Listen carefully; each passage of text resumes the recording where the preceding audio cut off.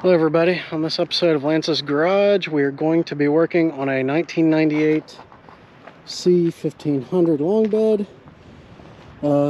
It has been modified, it's running on 20s, obviously dropped. Bought this from a buddy of mine, gave me a great deal. Bought it for one of the kids to use. Problem he's been having with it lately, just happened recently, is all of a sudden he will have low, very low power, almost not be able to get it back. It's gotten worse, has no power. I think we're going to start off with a fuel filter.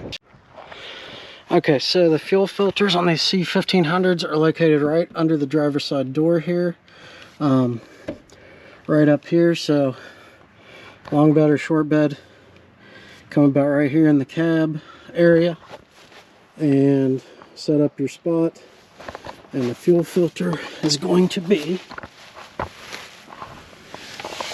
right there. So I've read you hold on to the filter with a 20-inch wrench here and here, or 20 millimeters, sorry, wrench here and here, and it's a 16 and a 17. I don't have a 16, so we're gonna just figure it out here. But this is where the filter is located. Your line in, line in, line out. I've got a micro guard filter I picked up from the O'Reilly's earlier this week, or last week, when I knew that, or earlier this week. And just going to install that. Alright, so it's actually a little bigger than a 19. A 13/16 will probably hold it here.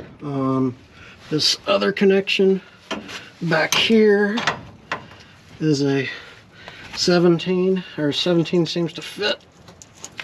So we're gonna just break it loose here. Hopefully not round this thing off.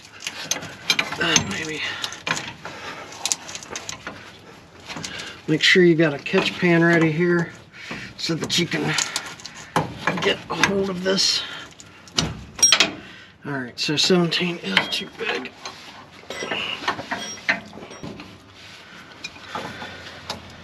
See if the other reference I saw was right here, where this one's a little, okay, so yeah,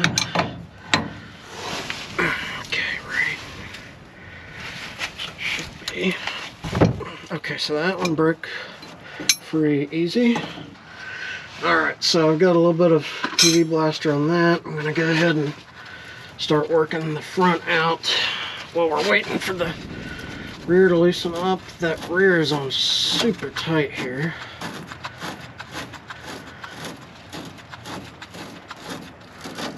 Just remember, the system does have fuel in it, so it is going to leak. So do have yourself a pan here.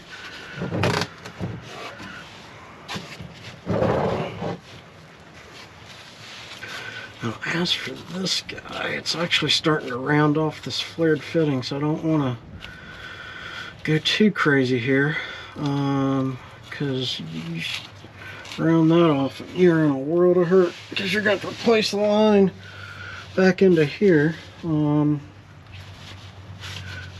so let me think about this.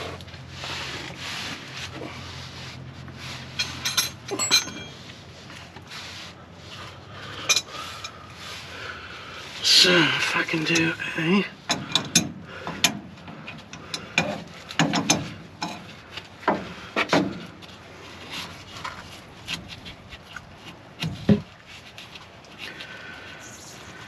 there it goes. You can see it leaking out of there as I pull back on this, and that O-ring loosens up. Might help this guy out a little bit here.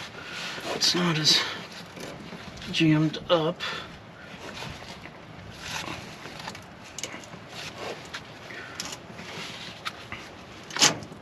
Oh, there we go. Slide that back.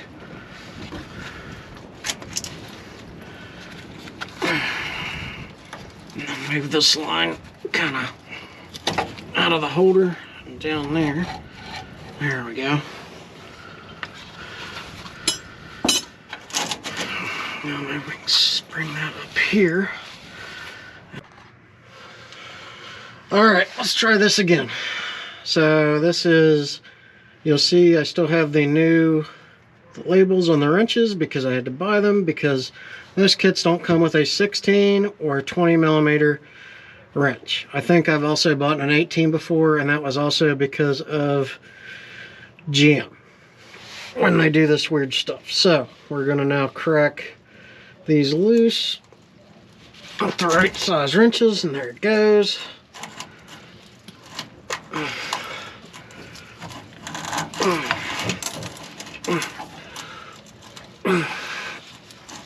Hopefully it's going and not rounding off the wrench again, or the fitting. Okay, good.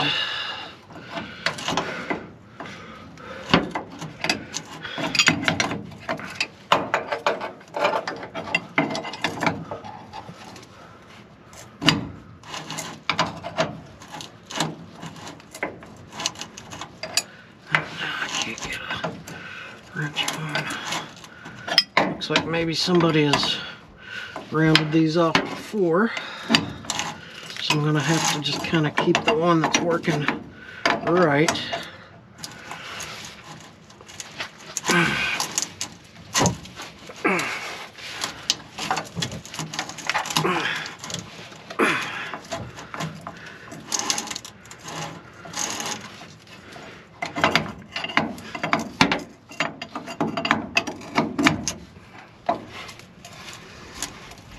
Got gasoline coming down here in my face. That's fun.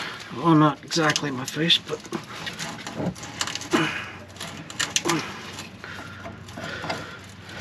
why is it still so?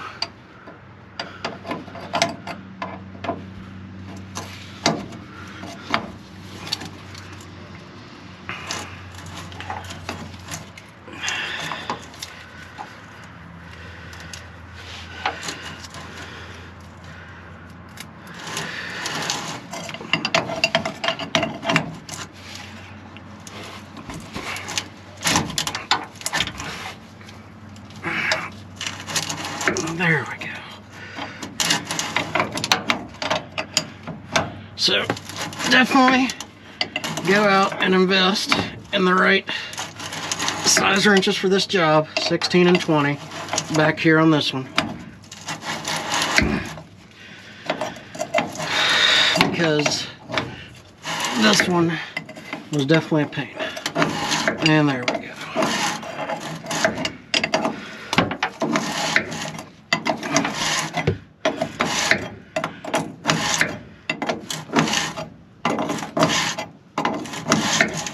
There it goes. And we're going to let that drain out. So, just so you're aware, these were at Lowe's, Craftsman wrenches. The 16 millimeter by itself was about $13, and the 20 millimeter was slightly over 20, so tax and everything was about $38. So $38 in wrenches because some engineer thought, hey, let's just do some weird size wrenches here, right?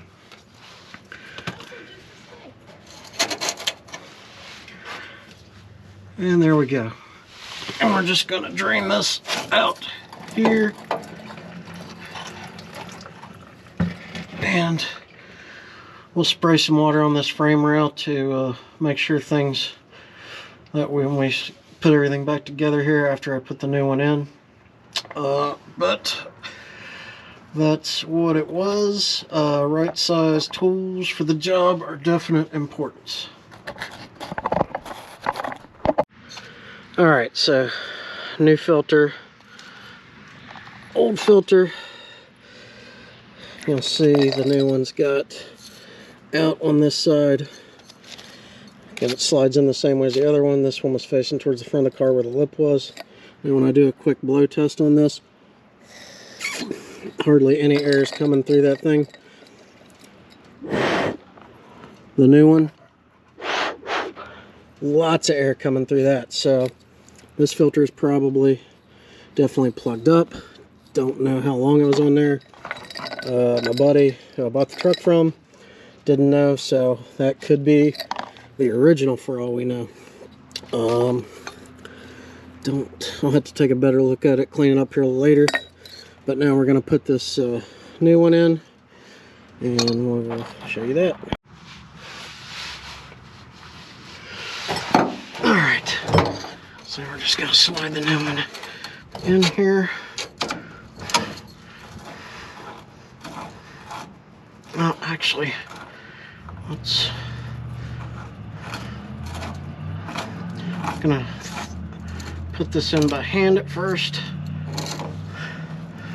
Alright, we're going to come over here, and we're going to stick that in there. Let's try it. This side also uses a 16, by the way. It just wasn't like totally thrown in as hard as it could be. And actually, am I going to have to do this differently, or am I going to be able to get this in like...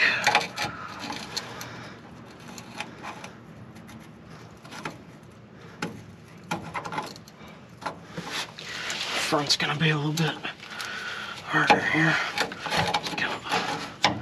Just to get it aligned. There we go. I think I got it. Maybe. Nope.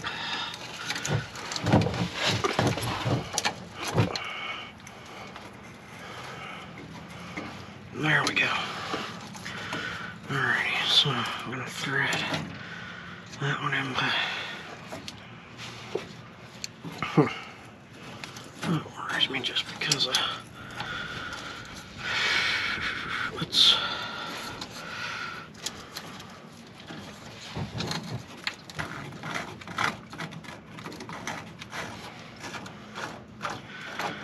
take the pressure off of this one, maybe. Okay, yeah, that works a lot better. Okay, so take the pressure off of that one, so install the first one first, then put it in this. There's a rubber grommet over there that line sits in.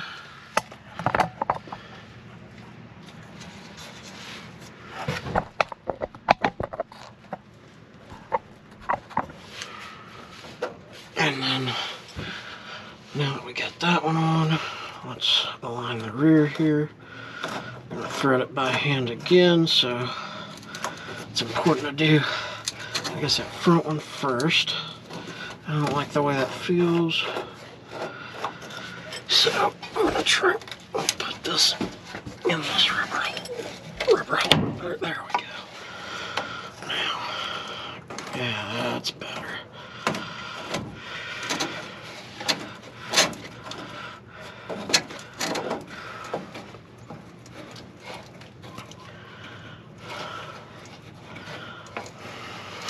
Okay. And I always thread those in. I always like threading stuff in by hand because it's just, I think, gives you a better feel. You don't want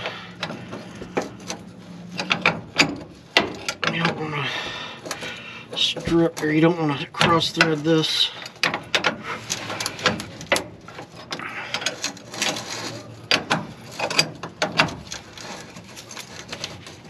Okay, so that's threaded out. I'm just going to give it a little bit of a tightness there. And then over here, let's see.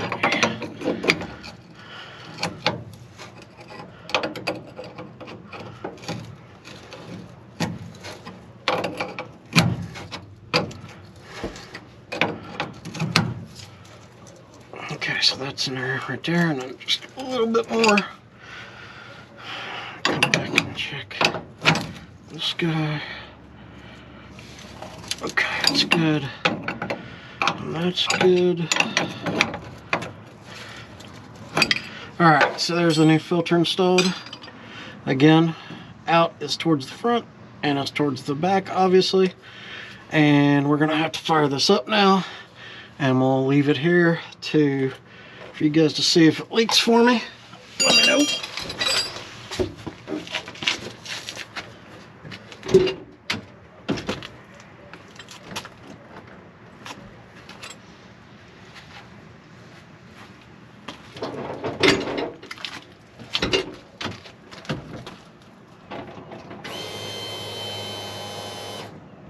I'm just going to cycle the key a couple times so that fuel pump works.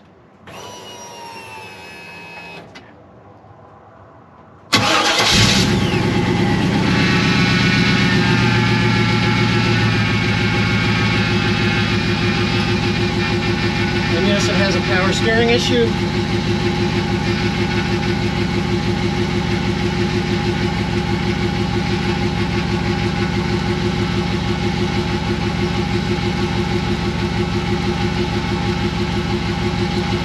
Doesn't look like it's leaking, but we'll give it a little bit more time here.